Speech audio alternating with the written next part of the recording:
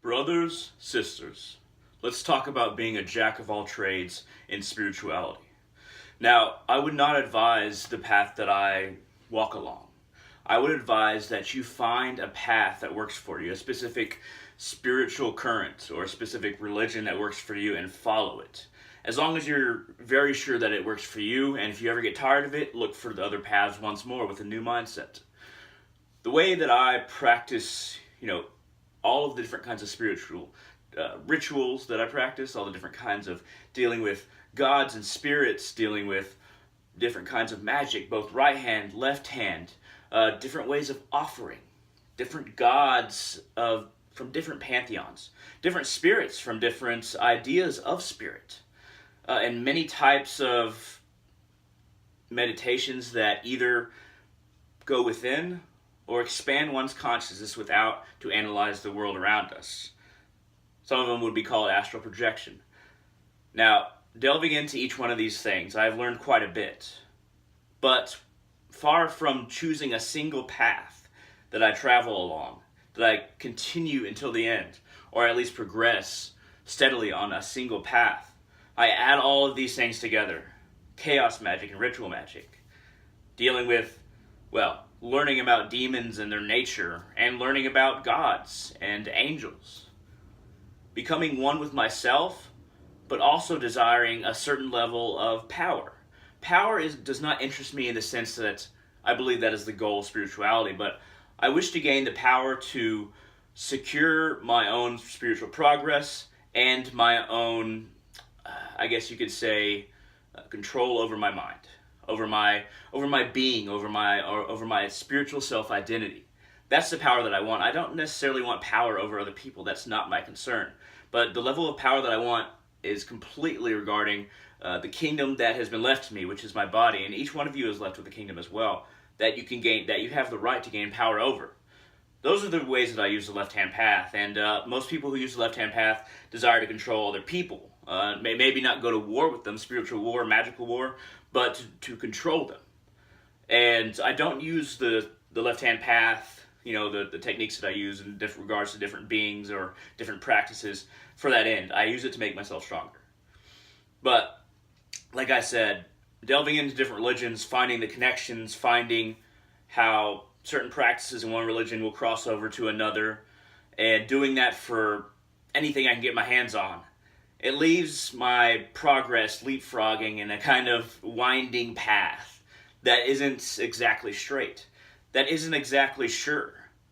If you want a sure route to spiritual progress, one that is stage after stage, one that is progressive steadily, and maybe not big jumps, but progressively forward. And so the problem with a lot of big jumps in spiritual progress is that when you jump around, a lot of the time you lose your footing. Or you'll accidentally jump back without really meaning to, because you find something in your way and you realize you have to jump back. The clear and well-tread paths, in the spiritual sense, are the safest. And spiritual safety has never really been my forte. This is why that I would never really recommend being a jack of all trades in spirituality to other people, but this is what I've done. This is what interests me. This is kind of the essence of my soul, I guess you could say, part of my soul's mission on this planet. That it will definitely not come to enlightenment or moksha, liberation, in this life, in this single life, this Hunter Salazar life. Once Hunter Salazar ends and my soul moves on, once the real I moves on, then it will either progress or I will fall, because my path is so unsure. Now, I think I'm progressing, but that doesn't mean that this very random jack-of-all-trades spiritual path is going to bear fruit. Dealing with a lot of, the Loa, or the gods that I deal with, learning about the different demonic kings, learning about the different demons, learning about beings beyond the edge of our knowledge, in the void of chaos, on the other side of what we know. It's not always negative. This level of knowledge we have kind of makes this sphere of being able to see. And then there's this fog of unknowledge, of knowledge that human beings usually don't have access to, and the ones who do are very select. They've either stumbled upon it, worked their way to it spiritually, or were given it because they were in a certain organization that allowed them to have that knowledge, maybe after a long period of being a novice or being an apprentice. But then finally the truths were revealed of knowledge beyond the usual kind of circle of clear skies. And then we start hitting that fog of unknowledge. I'm not sure if that's a word. Let's just assume that it is for now. But in that void beyond what we know, it doesn't necessarily mean that it is darkness. That's why I described it as fog. A lot of the time I describe it as darkness, but really it's more about fog because you don't see beyond it, but it's not necessarily dark or light. It's just simply unknown. And I'm talking about in one's relationship to that knowledge, not everybody's relationship, because there's some humans that know that, well, basically the fog is gone completely. At least that's what I believe about that. There are some humans like that, but if I truly understood them, then I would also have that knowledge. So that is only my belief, that there are humans who have no fog in their vision and can travel through the multiverse, through astral projection, through creating their awareness in different spots or in one continuous line in any direction forever, to where it can basically brush aside any fog that it encounters. My awareness is not to that level. My consciousness is not that developed. But I believe that there are people who can do that. Now, one advantage to knowing all these different pieces, being a jack of all trades in spirituality, putting together all these different little pieces from many different traditions, many different religions, and trying to find, where they cross. To give an example, we can talk about how when Jesus was speaking, and I use biblical references a lot because I studied the Bible for quite a bit. I'm Hindu, but I like to use biblical references and kind of compare it to Hinduism, Christianity and Hinduism. I don't think that they're that dissimilar. I don't think that any religion is really dissimilar from any other. I think that there is a unifying root in all religion and spirituality, and most people in the world would not agree with me, but I believe that there's this underlying strain of being human, of being who we truly are, that everyone is trying to get at, but through different ways, and most people aren't looking clearly at what unifies us, at the true self behind everything. Call it Vedanta, call it what you will. But back to what I was saying about the biblical reference. Now, I believe it's in the Gnostic Gospels when, now the Gnostic Gospels, they're not canon. They're not accepted by any Christian, the vast majority of Christian churches in the world. But there are some that accept them, but they're not really considered part of the mainstream. Anyway, the Gnostic Gospels are those Gospels that were discovered way later on. And a lot of the Gospels, all of the 4 Gospels in the Bible, in the New Testament, they were written, as far as over 100 years after Jesus' life. They were collections of writings, and there were people who decided what went into the Bible. And these people weren't the disciples. They were people who were editing and deciding, okay, this is what Christianity is, but the people who decided that weren't disciples of Christ. They'd had no contact with Christ physically. But anyway, in the Gospel of Thomas, rather, I think I said James, but in the Gospel of Thomas, it talks about Jesus asked 3 of his disciples. One was Thomas, one was Peter, and one was maybe Paul, but I'm not really sure about the third one. He said, "How would you describe me? What are my qualities?" And either Peter or Paul said, "I would describe you as a great philosopher." Use different words, but this is the kind of, I guess, Western language equivalent to what he said. Of course, they were speaking in Aramaic, most likely.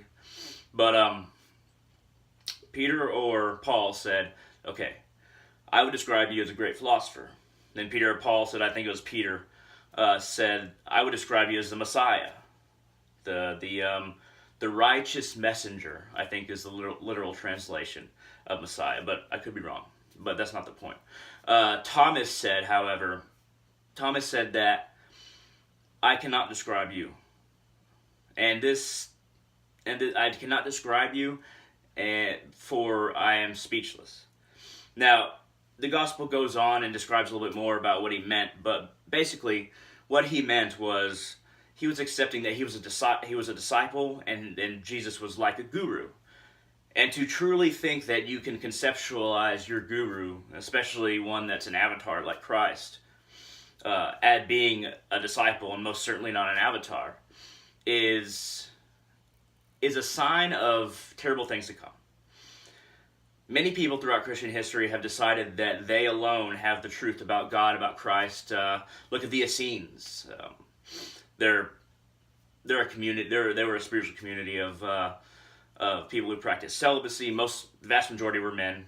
There were a few children and women skeletons unearthed, but the vast majority were men. Celibacy, they had to, and then the celibacy thing was because they were basically, in the Bible it says, or I can't remember if it's in the Bible or Torah, but it basically says that they were followers of Christ. It says that you shouldn't have sex during times of war. And they believed that the spiritual war between, good and evil, up and down, was happening all the time, so they didn't have sex. And then they only uttered words that were in line with their spiritual beliefs.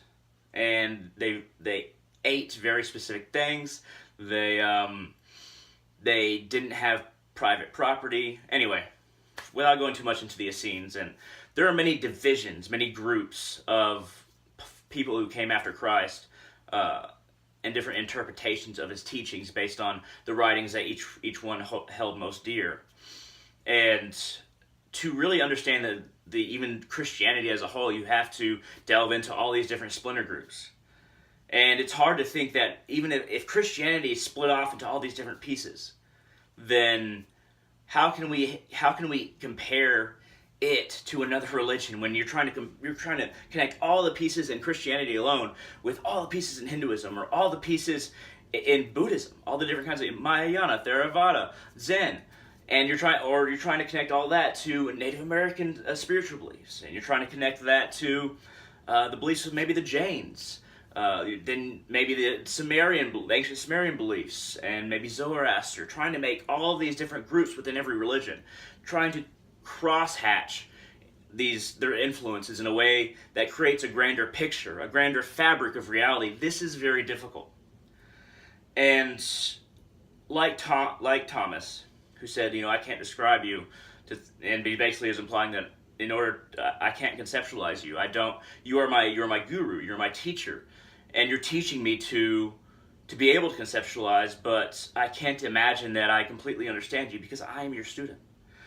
This is my attitude toward spirituality, religion, God, the fabric of reality, truth, and Maya, illusion.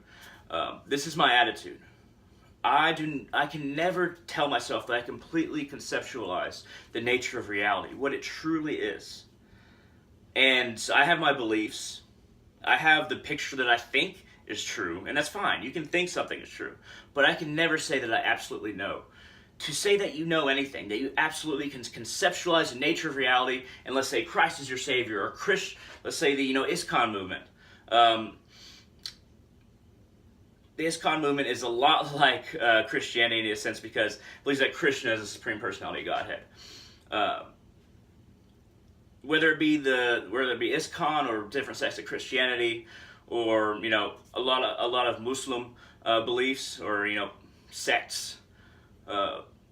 Most of the people in these different religions, in these different parts of different religions, believe that they can conceptualize the truth, that they know the truth, that they themselves conceptualize God because it's in this book. If you understand that book, then you understand God. And this is cut and dry. This is how you should live. This is the only Son of God, or this is the last prophet, or this is the Supreme Personality of Godhead. To assume that we can conceptualize absolute truth just because we believe something. I have many beliefs, but just for me to say that I know everything because I have certain beliefs, or I know this as an absolute fact, that is what cuts you off from learning everything else that can progress you along the spiritual path to understanding the deepest parts of yourself that connect to everybody else's deepest part. And then eventually we get to the point where we see everyone is connected and there's no way around it. So you cut off your ability to see by thinking that you can conceptualize. That's why Thomas in the Gnostic Gospels And I think it was Thomas. It's been a while since I read the Gnostic Gospels. This was another audiobook I was listening to that was in reference to this story that I completely forgot. He didn't claim he could conceptualize Christ. So how can anybody say that they absolutely conceptualize what is the right path?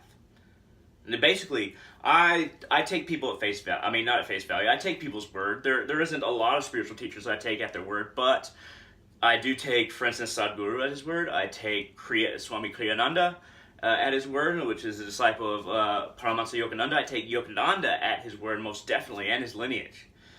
But that doesn't mean that I think that I am definitely right. This is the good thing about being a jack of all trades in spirituality. You start to see all these connections and start to see the grander picture, yes. But you're also willing to learn more than what you know. If you're trying to make all these connections and seeing with different people's belief, you are being able to learn. Your path is moving forward. And because of this, your path can move forward quickly, but it's very dangerous because you could fall. Because there's so much knowledge that's coming at you, you can completely misinterpret many things, and then you can go backwards on your path. But I mean, there's no great reward that has no great risk. Every great reward, every greatly positive thing that can happen to our soul has a great risk to it. Your spiritual path doesn't have to be about baby steps, which is what I would recommend actually, but because it's more safe. But, and once you are Christian and follow a certain amount of beliefs for a certain amount of time, eventually that compassion will grow and grow and grow slowly. Or if you're an ISKCON, that compassion, in reference to Krishna, it will grow slowly and slowly and slowly. The dangerous path is to be a jack of all trades because it can grow quickly or go back quickly. So I would not recommend it, but that is the advantage of being a jack of all trades in spirituality. I hope that this is clear. I hope that I've made my case audible to your heart. I hope that I've explained why I'm a jack of all trades in spirituality, and if I have, feel free to hit that like button down there. I really appreciate it. If you want to comment about anything I said, you agree with me, disagree with me, thought it was interesting, shoot it down in the comment section below on YouTube. And I am on Patreon at www.patreon.com/darkrealist. Capital D, capital R, one word. Now, if you want to have more, videos that I put out that I don't put on YouTube but are more personal, but they're still spiritual, but they're more personal spiritual. Anyway, it'll be on Patreon. So feel free to become my patron for as little as $1 a month. You can get extra videos, and you can of course give me more. I'd greatly appreciate it. But I only require $1 a month. So anyway, thank you very much for watching. I hope this has helped you. If it hasn't, I apologize. But all of you,